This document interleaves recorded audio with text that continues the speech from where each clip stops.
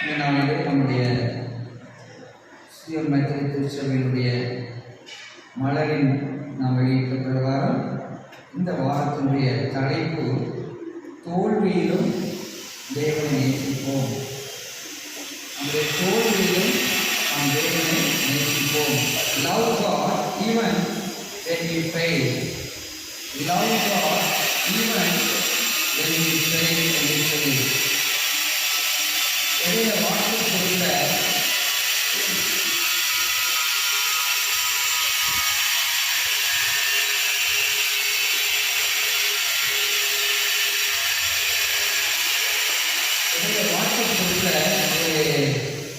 சின்ன ஒரு காரியம் போட்டிருந்தாங்க. அதாவது திருச்சபையுடைய போதகர் அடுத்த வாரத்தில் நம்முடைய சபையிலே பொய் சொல்லக்கூடாது என்று நான் செய்தி கொடுக்க போகிறேன். அதற்கு நீங்கள் வருவதற்கு முன்பதாக எல்லாரும் மார்க்கு 17ஆம் அதிகாரத்தை நீங்கள் வாசித்துக் கொண்டு வர வேண்டும் என்று சொல்லி போதகர் சொல்லி அனுப்பியிருந்தார். அடுத்த வாரமும் வந்தது. போதகர் கேட்டார், யாரெல்லாம் மார்க் 17ஆம் அதிகாரம் வாசித்தீர்கள் என்று சொல்லி. கிட்டத்தட்ட சர்ச்சில் இருந்த முக்கால்வாசி பேர் கையை தூக்கிட்டாங்க. உடனே போதகர் சிரித்து கொண்டு, உங்களுக்கு ஏற்ற செய்தி தான் நான் கொடுக்க போகிறேன். மார்க் 17ஆம் அதிகாரம் எங்கே கண்டுபிடித்தீர்கள்? மார்க்கில் 16 அதிகாரம் தானே இருக்கு அப்படின்னு சொல்லி அவர் நாளே செய்தி ஆரம்பித்தார். இன்றைக்கு நம்முடைய செய்தி எல்லாருக்கும் அது குரோனாக நினைக்கிறோம். நாம் தோல்வி அடைந்த பொழுது கடவுள் நம்மை நேசிக்கவில்லையோ என்று நாம் உணர்கிறோம். இந்த நாளிலே கர்த்தர் நம்மோடு சொல்ல விரும்புகிறார், உங்களுடைய தோல்வியில் நான் உங்களோடு கூட தான் இருக்கிறேன், நேசிக்கிறேன் என்று சொல்கிறார். கண்களை வரை ஜெபிப்போமா? தகப்பனே, அந்த நாளுக்காக கிருபைக்காக நன்றி செலுத்துகிறோம். உடைய கிருபை இறக்குங்கள் பெரிதப்பா. உடைய சத்திய வசனங்களை ஜீவிக்க செய்கிறது, அது ஆகாரமாக இருக்க நன்றி செலுத்துகிறோம். எனக்கு வந்து தனக்கு இருக்கிற வார்த்தையை ஆசீர்வதித்தாங்க. என்னோடு எங்களோடு இடைவெளியில தகப்பனே, இயேசு உங்களை ஜெபிக்கிறோம் பிதாவே. ஆமென், ஆமென். கர்த்தருடைய பிள்ளைகளை, அநேக நேரத்திலே நம்முடைய ஜெபத்துக்கு பதில் வராவிட்டால், இல்லாவிட்டால் சரீரத்திலே ஒரு சுகீனம் வந்துவிட்டால், இல்லாவிட்டால் ஒரு ஆபத்திலே நாம் சிக்கிக்கொண்டால் தேவனை கைவிட்டு விட்டாரோ என்று சொல்லி நாம் யோசிப்போம். ஆனால் அது அப்படி அல்ல. நாம் வாழ்கிற இந்த உலகம் மன்னிப்பு இல்லாத ஒரு உலகம், மன்னிப்பை கொடுக்காத ஒரு உலகம். இன்றைக்கு ஒரு அரசியல்வாதி தவறு செய்து விட்டார்கள் வைத்துக் கொள்வோமே, ஊழலை கண்டுபிடித்து விட்டார்கள் என்று வைத்துக் கொள்வோம்.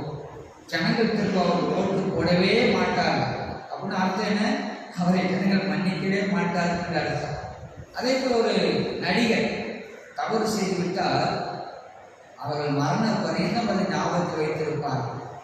அதே போல் தான் நாமும் கூட நம்முடைய உறவினர்களோ சகோதரர்களோ நண்பர்களோ நம்மளை துரோகம் செய்து விட்டால், இல்லாவிட்டால் நம்ம மீது ஒரு பொய்யான பழியை சாட்டிவிட்டால் அவர்களை விட்டு நாம் டிஸ்டன்ஸ் கீப் பண்ணுகிறோம், அவர்கிட்ட நாம் தூரம் ஒதுங்கிக் கொள்கிறோம், இல்லை அவரோடு உறவை துண்டித்துக் கொள்கிறோம், அவர்களை ஒரு வேற லிஸ்டில் நாம் வைத்து விடுகிறோம். இதே தான் நாம் கடவுளுக்கும் யோசிக்கிறோம். நான் பாவம் செய்ததால் கடவுள் என்னை மறந்து விட்டார், தூரம் போய்விட்டார் என்று சொல்லி. ஆனால் தேவனுடைய காரியத்தில் அப்படி அல்ல. கர்த்தருடைய பிள்ளைகளே, நீங்கள் நானும் வேதத்தை வாசிக்கிறோம். அவர் ஒரு தகப்பன் எவ்வளவு தவறு செய்த போதிலும் ஒரு கம்பாஷனேட் ஹார்ட், ஒரு இறக்கமுள்ள இதயத்தோடு என்று என் மகன் வருவான் என்னிடத்தில் சொல்லி அவளோடு காத்திருக்கிற ஒரு தகப்பனின் உள்ளத்தை கொண்டவர் ஆண்டவர் என்பதை நீங்கள் நான் மறக்கக்கூடாது. கர்த்தருடைய பிள்ளைகளே, வாசித்த சங்கீதம் 51 பின்னணியை நாம் எல்லாரும் அறிந்திருக்கிறோம். தாவீது ஒரு பயங்கரமான தீவிரமான ஒரு ஆராதனை வீரர். அவர் தன்னுடைய விடுதலின் மூலமாக, அவர் அடிக்கடி பெரிய தவறுகள் செய்ததன் மூலமாக என்னுடைய மன்னிப்பும் கிருபையும் அதிகமாய் உணர்ந்து அநேக சங்கீதங்களை அவர் எழுதியிருக்கிறார். அவர் அனுபவபூர்வமாக தேவனுடைய கிருபைகளின் மன்னிப்பையும் பெற்ற ஒரு தாசன். ஆனால் பார்த்தீங்கன்னா அவர் வாழ்க்கை நிறைய தோல்விகள் வந்த போதிலும் அவருடைய வாழ்க்கை தோல்வியாய் முடியவில்லை, அவருடைய வாழ்க்கை வெற்றியாய் முடிந்தது என்று வேதம் சொல்கிறது. அவருடைய காலத்தில் அவர் என்ன செய்ய கடவுள் தீர்மானித்தாரோ அதை செய்து முடித்தவராய் இந்த பூமியை விட்டு கடந்து சென்றார். பார்த்தீங்கன்னா தாவீது ஒரு பெரிய யுத்த வீரர், கோலியாத்தை ஜெயித்தவர், சவுலுக்காக அநேக யுத்தங்களை நடத்தியவர். சவுலை தாவீது அபிஷேகம் பண்ணப்பட்டு விட்டார் ராஜாவாக. இப்போது சிங்காசனத்திலே சவுல் இருக்கிறார். எளிதாக அவரை கொலை செய்துவிட்டு இல்லாவிட்டால் அவரை தண்டித்து விட்டு இவர் ராஜாவாக ஆயிருக்க முடியும். அநேக முறை வாய்ப்பு கிடைத்தது சவுலை கொள்ளும்படியா. ஆனால் தாவீது அதை செய்யவே இல்லை. கர்த்தருடைய பிள்ளைகளே, அவன் இவ்விதமாய் சொல்கிறது அப்போஸ்தலர் 13:22. அப்போஸ்தலர் 13:22, ஈசாயின் குமாரனாகிய தாவீதை என் இருதயத்துக்கு ஏற்றவனாக கண்டேன், எனக்கு சித்தமானவர்கள் எல்லாம் அவன் செய்வான் என்று அவனை குறித்து சாட்சி கொடுத்தார். இந்த தாவீதை தேவன் தன் இருதயத்துக்கு ஏற்றவனாய் பார்க்கிறார். 2 சாமுவேலிலே 11ஆம் அதிகாரத்திலே இந்த சம்பவம் அடங்கியிருக்கிறது. சங்கீதம் 53 பின்னணியம். அங்கே உப்பரிக்கையில் அவர் இருக்கிறார். ராஜாக்கள் யுத்தத்துக்கு சென்ற காலம். கீழே ஒரு ஸ்திரீ குளித்துக் கொண்டிருக்கிறார். அதை பார்த்து விட்டான். அங்கே விசாரிக்கிறான். அவளை இழுத்து வர செய்கிறான். அவளோடு உபச்சாரம் பண்ணிவிட்டான்.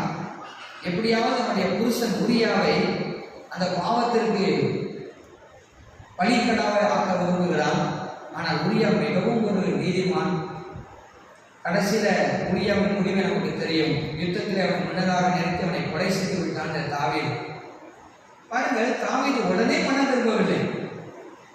கிட்டத்தட்ட 1 ஆண்டுகள் ஆயிற்று. ஒன்றுமே நடக்காதை போல அவன் நடந்து கொண்டிருக்கிறான். நீங்கள் நான் கூட அநேக நேரம் அப்படித்தான் தவறை செய்துவிட்டு ஆண்டவரிடத்திலே ஒப்புரவாகாமல் ஒன்றுமே நடக்காத போல நாம் இருக்கிறோம். பாருங்கள், கிட்டத்தட்ட 1 ஆண்டுகள் நெருங்கினது. தேவன் நாத்தான் தீர்க்கதரிசியை அவன் வீட்டுக்கு அனுப்புகிறார். அவன் ஒரு கதை சொல்லுகிறான். ஒரு பெரிய பணக்காரன் பக்கத்திலே ஒரு குடிசை வீட்டில் ஒரு மனிதன் இருக்கிறான். அவனுக்கு நிறைய ஆடு மாடு சொத்துக்கள் இந்த ராஜாவுக்கு இருக்கிறது. ஆனால் ஏழைக்கு ஒரே ஒரு ஆட்டுக்குட்டி. அது அவனுடைய குழந்தையை கூட அதை நேசிக்கிறான். ஒரு நாள் அந்த பணக்கார வீட்டுக்கு ஒரு விருந்தாளி வருகிறான். அவனுக்கு இவ்வளவோ ஆடு மாடு இருந்தும் அதை அடித்து வந்த விருந்தாளிக்கு ஆகாரம் கொடுக்காமல் அந்த ஒரு ஆட்டுக்குட்டியை அவன் திருடி அதை ஆகாரமாக்கி கொடுத்தான் என்று சொன்னவுடன் தாவீது சொல்றான், யார் அவன்? அவன் கொல்லப்பட வேண்டும் என்று சொல்லுகிறான். அப்பொழுது நாத்தான் சொன்ன வார்த்தை என்ன தெரியுமா? நீர்தான் அந்த மனிதன். 4 வார்த்தை, நீர்தான் அந்த மனிதன். The 4 words அவனை அமிதமாய் உழைக்க செய்தது. பார்த்தீங்கன்னா, இந்த தாவீது அங்கே மனம் திரும்புகிறார். எப்பொழுது நாம் செய்த பாவத்தின் நிமித்தமாய் தேவன் என்னை கைவிட்டு விட்டாரோ என்று நாம் யோசிக்கும் பொழுது முதலாவது செய்ய வேண்டிய காரியம் என்னன்னு சொன்னால் மனம் திரும்புதல், ரிப்பெண்டன்ஸ். இங்கே அப்படி மனம் திரும்பி அவர் எழுதின சங்கீதம் தான் இந்த 51ஆவது சங்கீதம். யூ ஆர் த மேன், ஆங்கிலத்தில் போடப்பட்டிருக்கிறது. நீதான் அந்த மனிதர். பார்த்தீங்கன்னா, ஆண்டவர் நினைத்திருக்கலாம், ஒருவேளை இந்த தாவீதை ஆண்டவர் அடித்திருக்கலாம். இல்லாவிட்டால் அவருடைய ஸ்தானத்தில் வேறையாவது ராஜாவாக அவர் ஆண்டவர் அபிஷேகித்திருக்கலாம். ஆனால் கடவுள் ஒரு தீர்க்கதரிசியை, God sent a messenger. எதுக்கு என்று சொன்னால், he wanted to renew him again. ஆண்டவர் அவனுக்கு அழிக்காம, அவனுக்கு பதிலாக ஒரு ராஜா உண்டாக்காம ஒரு மெசேஞ்சரை அனுப்புகிறார், அவனை மீண்டும் உருவாக்கும்படியாக. இன்றைக்கு நீங்கள் நான் தவறு செய்கிறோம். யார் நீதிமான அல்ல. இங்கே நிற்கிற நான் உங்கள் எல்லாரோட பாவியாக இருக்கிறேன். ஆனால் தேவன் நம்மை அழிக்காதபடி ஆண்டவர் வாய்ப்புகளை கொடுக்கிறார். ஒருவேளை ஆண்டோட வார்த்தை மூலமாய் நம்மோடு பேசுகிறார், தேவ ஊழியம் மூலமாய் நம்மோடு பேசுகிறார், சகோதரர் மூலமாய் நம்மோடு பேசுகிறார், மெல்லிய சத்தத்தின் மூலமாய் நம்மோடு பேசுகிறார். ஏன்னு சொன்னால் நம்மை மீண்டும் உருவாக்கும்படியாக. தாவீது அங்கே மெசஞ்சர் வந்து இடத்துல தான் பாவி என்று சொன்ன பொழுது மனம் திரும்புகிறான். அவன் கத்திரைகளே, நீங்கள் நானும் கூட ஆண்டவர் அநேக முறை நம்ம பேசும் பொழுது நாம் வணங்கா கழுத்துள்ளவர்களாக இல்லாமல் அந்த தவறுகளை நாம் உணர்ந்து மனம் திரும்பும்படியாக தேவன் விரும்புகிறார். நம்முடைய ஆண்டவராக இயேசு கிறிஸ்து நாம் நல்லவர்களாக இருக்கும்போது மட்டும் நம்மை நேசிக்கிறவர் அல்ல. இந்த கெட்ட குமாரனை கூட தூரம் போய் எல்லாவற்றையும் அழித்தவர்களானாலும் கூட அந்த கெட்ட குமாரன் தகப்பனை போல இந்த ஆண்டவர் நம்மை அவரோடு காத்திருக்கிறார். எனவே தாவீதுடைய இந்த நல்ல குணமாய் நான் பார்த்தது என்னன்னு சொன்னால், அவன் மனம் திரும்புகிறான். அவன் தன்னுடைய பாவத்தை மறைக்கவில்லை. அடுத்து இந்த பழியை பஸ்தைப்பால் மீது தூக்கி போடல. அவர் என்ன செய்கிறார்? அவள் தான் காரணம். அவள் என்ன சொல்லலை. அடுத்து பார்த்தீங்கன்னா எனக்கு ப்ரெஷர், நான் ராஜாவாக இருக்கேன், எனக்கு எவ்வளவு ப்ரெஷர் இருக்கிறது, ஏதோ ஒரு தவறை செய்துவிட்டேன் அப்படியும் அவர் சொல்லவில்லை. நான் சொல்லுகிறாராக சங்கீதம் 54:1 தேவரீர் ஒருவருக்கே விரோதமாய் நான் பாவம் செய்து ஒரு கண்களுக்கு முன்பாக பொல்லாங்கானதை நடப்பித்தேன். ஆண்டவரே நான் பாவம் செய்தேன் என்று சொல்கிறான். I have sinned against God. இன்னைக்கு நிறைய பார்த்தீங்கன்னா அந்த ஏதேன் தோட்டத்தில் உள்ள அந்த காரியம் தான். நாயில் ஆண்டவர் அவள் தான், நாயில் ஆண்டவர் பாம்பு தான், நாயில் ஆண்டவர் நீ கொடுத்த அந்த ஸ்திரீதான் என்று சொல்லி ஏதோ ஒன்றை பழியை போட்டு நீங்கள் நான் அந்த மனம் திரும்பாத காரியத்தோடு இருக்கலாம். ஆனால் தேவன் நம்மை நேசிக்கிறார். அவர் எதிர்பார்ப்பது என்னென்னு சொன்னால் மனம் திரும்புதல். நான் இது பாவம் செய்து நான் என்னை மன்னியும் என்று சொல்லும் பொழுது கர்த்தருடைய பிள்ளைகளே, தாவீதுக்கு அருளின இரக்கமான கிருபைகளை நமக்கும் அவர் தருகிறார். அந்த தாவீது தன்னுடைய தவறை உணர்ந்தது மட்டுமல்ல, அவன் மனம் திரும்புகிறான். Agree with the Lord. ஆனால் நீ சொல்றது உண்மைதான் என்று சொல்லி நிறைய பேர் மனம் வருந்துறாங்க. ஐயோ நான் பாவம் செய்தேன், யூதாசை போல. ஆனால் மனம் திரும்புவதில்லை, பேதுருவை போல. ஆண்டவர் மனம் திரும்புதலை எதிர்பார்க்கிறார். இவன் ஆக்சுவலாக பார்த்தீங்கன்னா உரியாவுக்கு விரோதமாய் தான் நான் பாவம் செய்தான். ஆனால் அவன் சொல்கிறான், ஆண்டவரே நான் உமக்கு விரோதமாய் பாவம் செய்தேன் என்று சொல்லி. நீங்கள் ஒருவேளை எங்கள் சகோதரருக்கு விரோதமாய் பாவம் செய்திருக்கலாம், சகோதரிக்கு விரோதமாய் பாவம் செய்திருக்கலாம். ஆனால் அது தேவனுக்கு விரோதமானது என்பதை மட்டும் நாம் மறந்து போக வேண்டாம். எனவே தேவன் தாவீதை டிஸ்குவாலிஃபை பண்ணவில்லை. ஏன்னு சொன்னா இந்த பச்சைப்பாளனுடைய மகன் மறுபடியும் பிறந்தானே சாலமோன், அவனை ராஜாவாக்கி மகிழ்கிறார். உலகத்தில் யாருக்கும் கிடைக்காத ஞானத்தை கொடுக்கிறார்.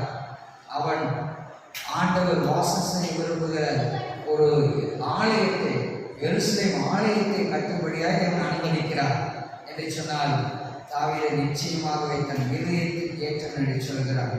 ஒரு விபச்சாரக்காரன், ஒரு கொலைகாரன், பாவத்தை மறைக்காத பாவத்தை மறைக்கவில்லை, அவன் ஒன்றுமே தெரியாத நடந்து கொண்டவன். ஆனால் தேவன் மனத்தின பொழுது மனம் திரும்பினதுனாலே தேவன் மீண்டுமாய் அவனுக்கு எல்லா திரும்பியும் தந்தார். அவனுடைய ஆட்சி காலத்தை போர்க்காலம் என்று சொல்லி அங்கே இஸ்ரவேலுடைய சரித்திரம் சொல்கிறது. நாங்கள் இறையர் கல்லூரியிலே படிக்கும் பொழுது அங்கே எழுதப்பட்டிருக்கிறது கோல்டன் பீரியட் ஆஃப் டேவிட் என்று சொல்லி. நன்மை தேவப்பிள்ளைகளே, தேவன் இந்த தாவீதுக்கு இறக்கம் பாராட்டினார் என்று சொன்னார்.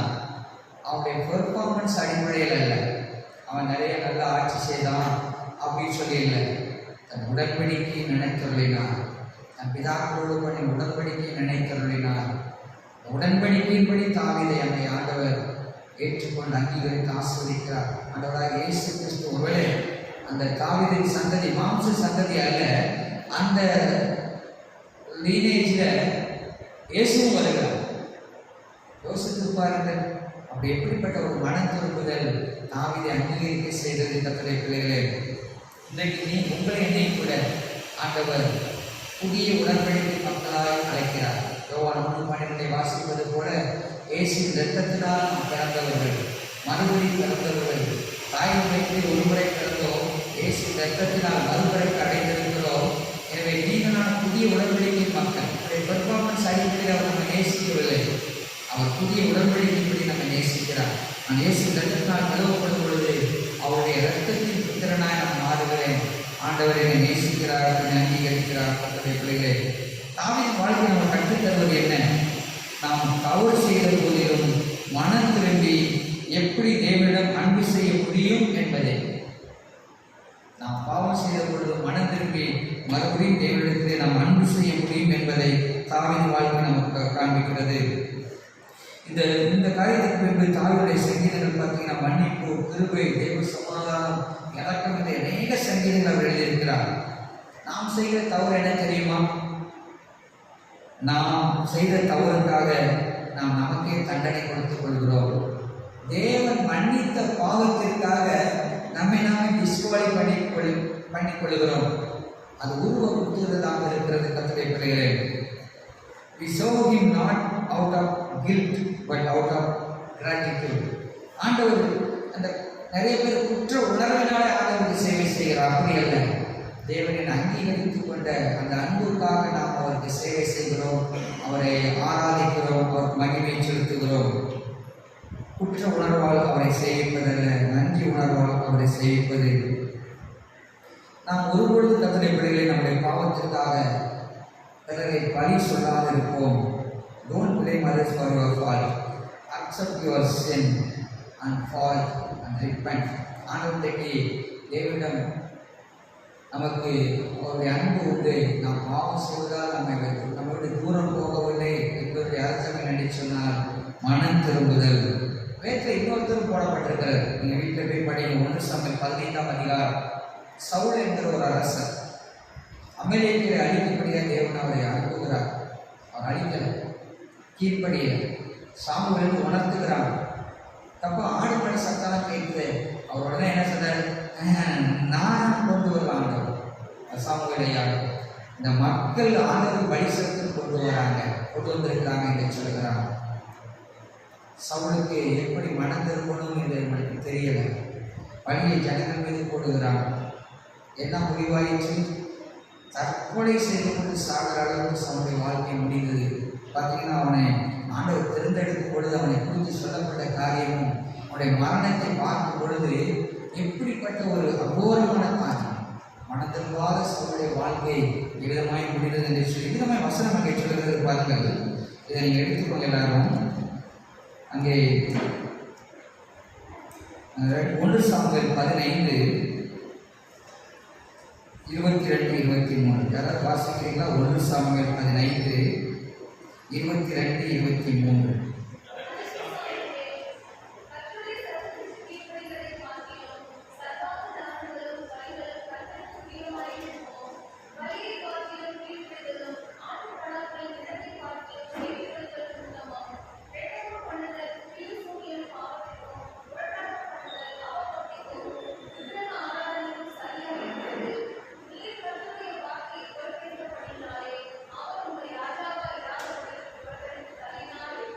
நன்றிமா.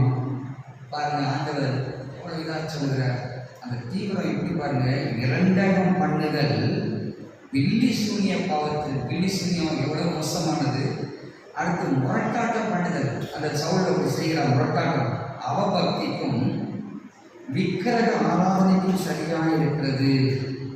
இந்த சவுல் ஒருவேளை கடவுள் சொல்ல வார்த்தை கீழ்படுத்தியிருந்தா அவன் கொள்ளையடிச்சு கொண்டு வந்து ஆடு மாடுகளை காட்டிலும் திரளான ஐஸ்வர்யத்தை கர்த்தர் தந்திருக்க முடியும். அவர் கர்த்தருடைய வார்த்தையை அசட்டை பண்ணினார். அவர் மனம் திரும்பவில்லை. சாமுவேல் ஒரு மெசஞ்சரை ஆண்டவர் அனுப்பியும் அதை அங்கீகரிக்கவில்லை. ஆனால் இங்கே தாவீதோ ஒரு மெசஞ்சர் வந்த பொழுது நான் பாவம் செய்த கடவுள் என்று அங்கீகரித்துக் கொண்டார். 2வது தாவீது வாழ்க்கையை நான் பார்க்கிற காரியம் என்று சொன்னால் ஒரு கீழ்ப்படிதல், ஒரு ஒபீடியன்ஸ். இந்த தீர்க்கதரிசி வந்து சொன்ன பொழுது அவன் கீழ்ப்படுகிறான். இந்த மாதிரி A.W. டாசர் என்று சொல்கிற ஒரு பிரசித்தி பெற்ற தேவ ஊழியர் சொல்லியிருக்கிறார். The Bible recognizes no faith that does not lead to obedience, nor does it recognize any obedience that does not spring from faith. The two are opposite sides of the same coin. அது என்ன சொல்கிறார்?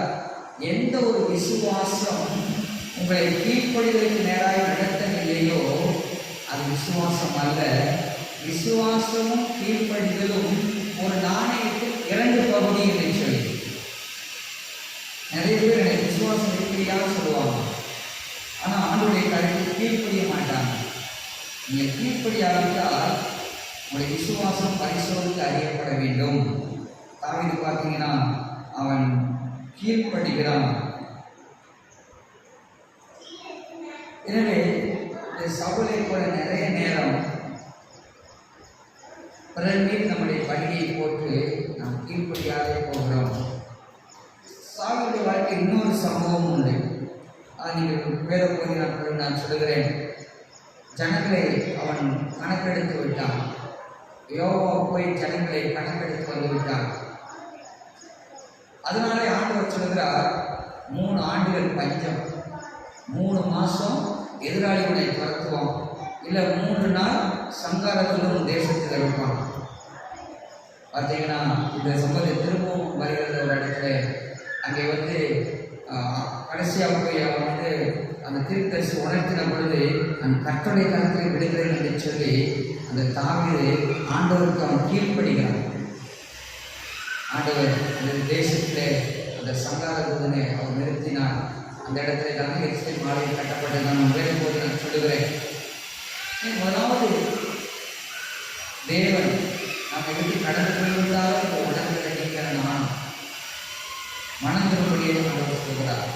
இரண்டாவது தாவீதை கூட கீழ்ப்படிய விரும்புகிறார். மூன்றாவது காரியம் தாவீதை வாழ்க்கை நான் பார்க்கிறேன் என்று சொன்னால் ஆராதனை. இந்த தாவீது தேவனை ஆராதிக்கிறார். இந்த குழந்தை மறித்த பொழுது கர்த்தருடைய ஆலயத்திலே சென்று ஆண்டவரை தொழுது கொள்கிறான். சங்கீதம் 34 வாசித்தேன். அவன் சொல்கிறான், கர்த்தரை நான் இக்காலத்தில் சோதரிப்பேன், அவர் துணி எப்போதும் என் வாயில் இருக்கும் என்று சொல்லி. நிறைய நேரங்களில் கர்த்தருடைய பிள்ளைகளே ஆராதனை என்று நாம் நினைக்கிறோம் நாம் உண்டாக்கியது என்று சொல்லி. பட் ஆராதனை என்பது worship is God's initiation to reveal himself to us. ஆராதனை என்பது தேவன் எடுத்துக்கொண்ட இனிஷியேஷன். வனாந்தரத்தை பாருங்கள், ஆண்டவர் மோசையை மலையை அழைத்து, சீனாய் மலையை அழைத்து அந்த ஆசிரியப்பு கூடாரத்தை காட்டுகிறார். இப்படியெல்லாம் நீ செய்யணும்பா என்று சொல்லி அந்த ஆசிரியப்பு கூடாரத்தை ஜனங்கள் நடுவில் போடப்படுகிறது. ஆண்டவர் தான் முயற்சி எடுக்கிறார். அந்த ஆசிரியப்பு கூடாரத்தின் மூலமாக, அந்த சட்டத்திட்டங்கள் மூலமாக, கற்பனையின் மூலமாக தேவன் தான் யார் என்பதை ஜனங்களுக்கு வெளிப்படுத்தினார். So worship is God's initiation to reveal himself to us. ஆண்டவருடைய இனிஷியேஷன். எனவே கர்த்தருடைய ஆராதனை என்பது தேவன் அவரை வெளிப்படுத்துகிற காரியம். அங்கே தாவீது தேவன் கிருபையை தெரிந்து கொண்டார். எனவே ஆண்டவரை ஆராதித்தார். குழந்தை மறித்து விட்டது, ஆனால் தேவனை அங்கே தொழுது கொள்கிறார். worship விதமாய் சொல்லப்படுகிறது, அவர் proper response to who God is, what he has done, what he continues to do and what he will do in the future. ஆராதனை என்பது தேவன் எனக்கு என்னத்தை செய்தார், அவர் யார், இன்றைக்கு என்ன செய்து கொண்டிருக்கிறார், எதிர்காலத்தில் எனக்கு என்ன செய்ய போகிறார், எல்லாவற்றையும் உள்ளடக்கியது ஆராதனை. The more you know God, the more you will worship. நீங்க ஆண்டவரை அதிகமாக அறிய அறிய அதை உச்சக்கட்டம் என்னன்னு சொன்னால் நீங்கள் ஆண்டவரை ஆராதிப்பீர்கள். தேவனை அறிய அறிய உள்ளம் அவரை ஆராதிக்க ஆரம்பிக்கும். ஒரு சம்பவத்தை விதமாய் ஒரு போதகர் சொல்கிறார். ஒரு நல்ல மாடர்ன் ட்ரெஸ் உடுத்தின ஒரு மனிதர் ஆலயத்துக்கு வரும்போது எல்லாரும் ஆராதனைக்கு கரங்களை உயர்த்தி ஆராதிப்பார்கள். அப்பொழுதெல்லாம் இந்த மனிதன் நினைப்பார், ஏதோ உங்கள் காட்டுவாசிகள் நினைச்சிட்டாங்க, கை காலாம் தூக்கி உயர்த்திட்டு இது எதுக்கு எப்படி ஆராதிக்கிறாங்க, ஏன் அமைதி ஆராதிச்சு அவர் கேட்க மாட்டாரா அப்படின்னு நினைச்சு அவர் கரங்களை இருக்க வைத்துக் கொள்வார். அவர் ஒரு நாளிலே அவருக்கு கேன்சர். ஆலயத்தில் வந்து சொன்னார். அந்த சபையார் எல்லாரும் சேர்ந்து அவருக்காக ஜெபித்தார்கள். ஆண்டவர் சுகமாக்கினார். அதுக்கப்புறம் ஆலயத்தில் ஆராதனைக்கு வந்தார். ஆராதனை நேரம் வந்தது. அவர் சொல்கிறார், அவரை அறியாமலேயே அவருடைய கரங்கள் மேலே உயர்ந்தது, அவருடைய கண்களிலிருந்து கண்ணீர் வந்தது. The more you know God, the more you worship. ஆண்டவர் செய்த நன்மை நினைத்துள்ளி ஜீவனை மறுபடியும் கொடுத்தார் என்று சொல்லி ஒவ்வொரு முறையும் ஆராதிக்கும் பொழுது கரங்களை உயர்த்தி கர்த்தரை நான் ஆராதிக்கிறேன் என்று சொல்லி. நிறைய நேரங்களில் நாம் ஆராதனையை புரிந்து கொள்வதில்லை. ஆராதனை ஸ்கிப் பண்ணிட்டு சில பேர் நாம் வருகிறோம். 8:30 மணிக்கு அந்த ஆராதிக்கிற நேரம் நாம் ஓடி செல்லும் என்று சொல்லி ஓடிவிட்டு பாருங்கள். தேவனை நீங்கள் அறிந்து கொண்டவர்கள் என்று சொல்லி அர்த்தம். The more you know God, the more you worship Him. கர்த்தருடைய பிள்ளைகளே, அடுத்து the worship begins from the heart. ஆராதனை என்பது இதயத்திலிருந்து ஆரம்பிக்கிறது. ஏதோ பாஸ்டர் சொல்றாரு நான் ஆராதிக்கிறேன் என்பதல்ல, உங்க இதயத்திலிருந்து ஆரம்பிக்கிறது. கர்த்தருடைய பிள்ளைகளே, அங்கே தாவீது பார்த்தீங்கன்னா ஆண்டவர் இதயத்திலிருந்து நம்ம ஆரம்பிக்கிறோம். இதயத்தோடு அவன் பேசுகிற சங்கீதங்கள்லாம் உண்டு. நிறைய நேரம் நம்முடைய பொசிஷன், நான் அங்கி போட்டுக்கிறேன், இல்லை நான் பெரிய அதிகாரி இல்லாத நான் பெரிய அப்படின்னு சொல்லி ஆராதனை நேரத்தில் எந்த ஒரு தகுதியும் இல்லை பாராட்டிக் கொள்ள என்னுடைய நாமத்தை மகிமைப்படுத்த கர்த்தருடைய பிள்ளைகளே, நம்ம தவறு செய்த போதிலும் கர்த்தர் நம்மை நேசிப்பதற்கு கர்த்தருக்குள்ளே நம்ம ஆராதிப்போம். நமக்கு ஒருவேளை ஆராதிக்க மனது வரலன்னா நீங்க ஆவிக்குரிய வாழ்க்கையை வளரவில்லை என்று சொல்லி அர்த்தம். Not willing to worship or not at all grown in your faith. நீங்க உங்க பிள்ளைய பாராட்டு எப்போ உங்க பிள்ளைய அன்பு செலுத்தும் போது இல்லை,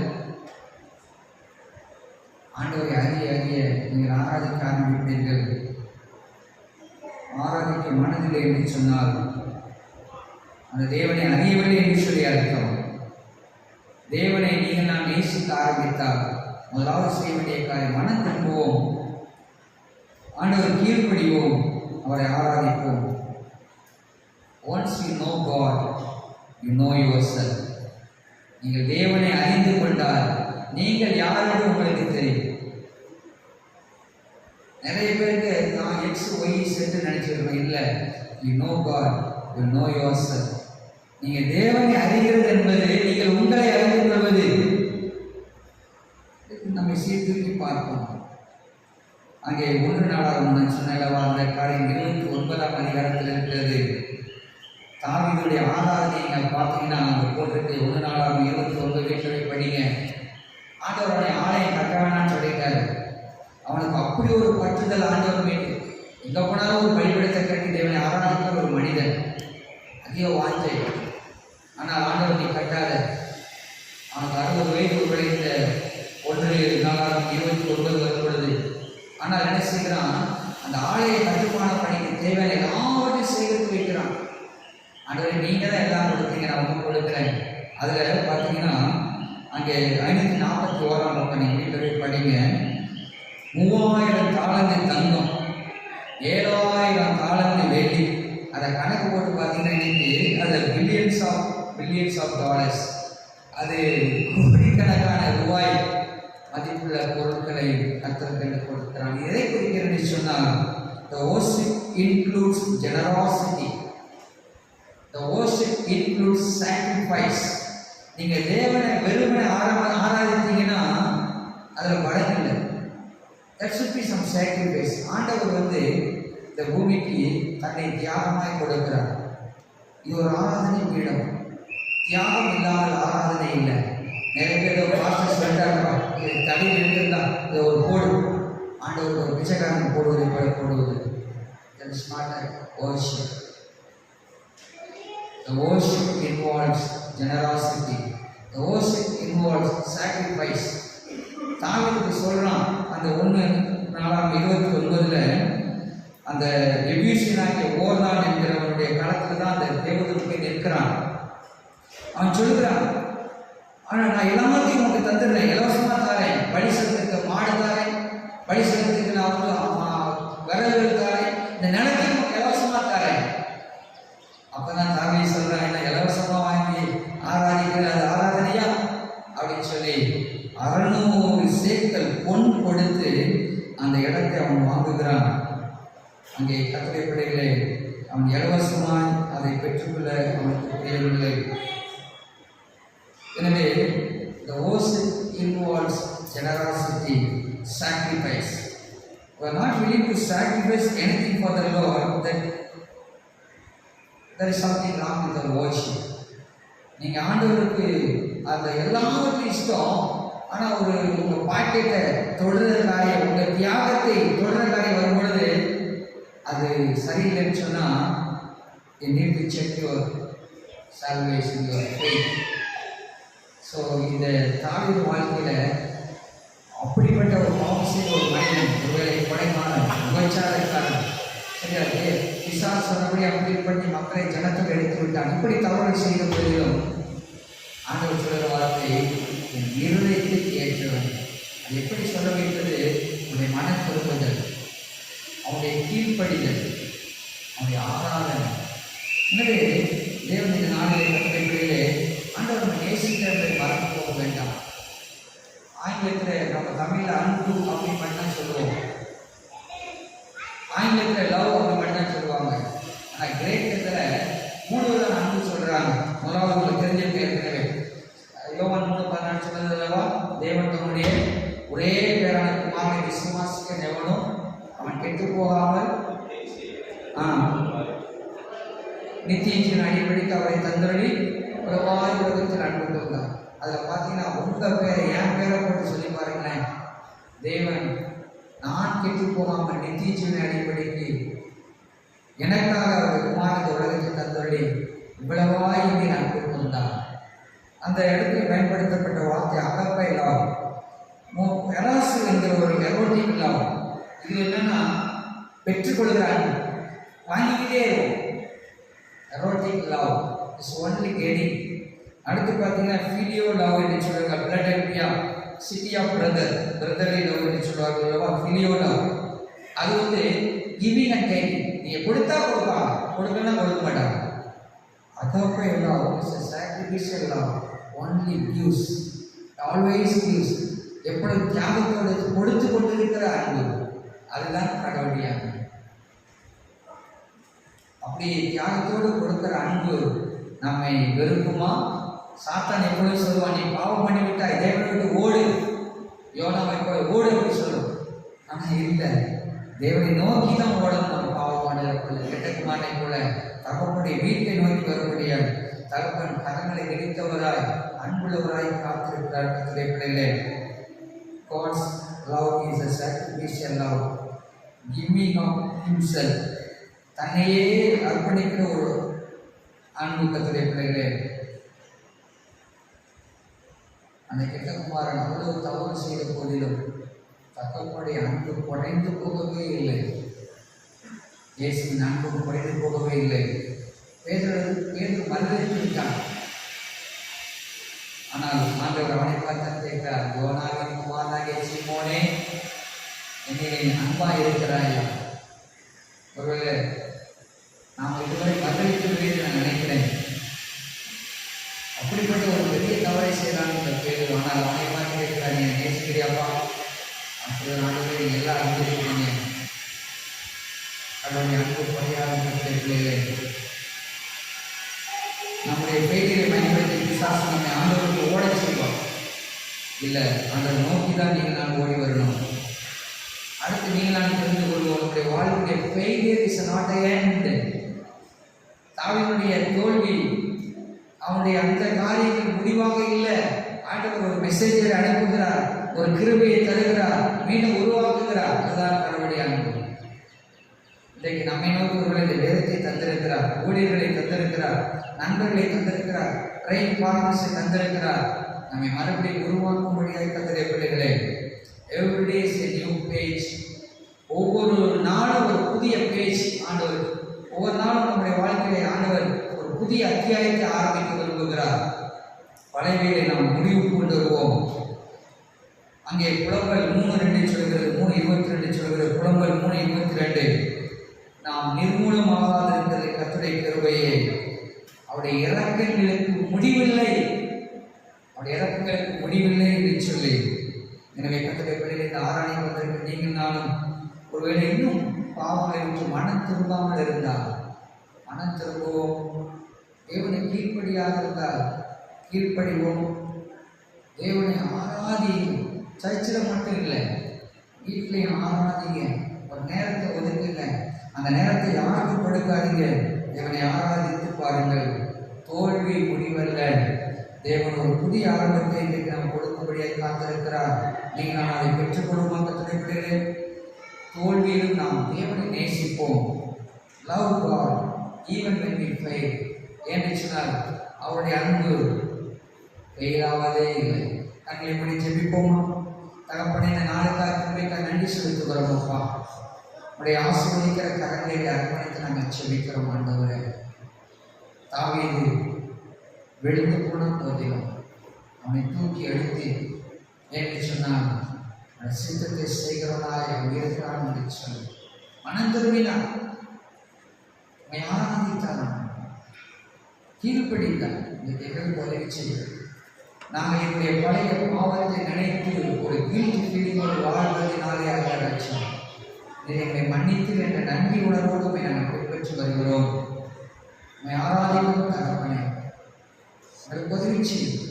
உங்களுடைய அன்பு அகாப்பெல்லாம் தியாகமான அன்பு எப்பொழுதும் கொடுத்து கொண்டே இருக்கிற ஒரு அன்பு. நன்றி ராஜா, எல்லா நன்மைக்காக நன்றி செலுத்துகிறோம். இந்த பிள்ளைகளை ஆசீர்வதியும் ஆண்டவர், ஒவ்வொருவரையும் ஆராதனை வீரர்களாக ஆண்டவர், சகல துதிகளை நம்மை உமக்கு செலுத்துகிறோம். இயேசு மூலமே வேண்டிக் கொள்கிறோம் பிதாவே. ஆமென், ஆமென், ஆமென்.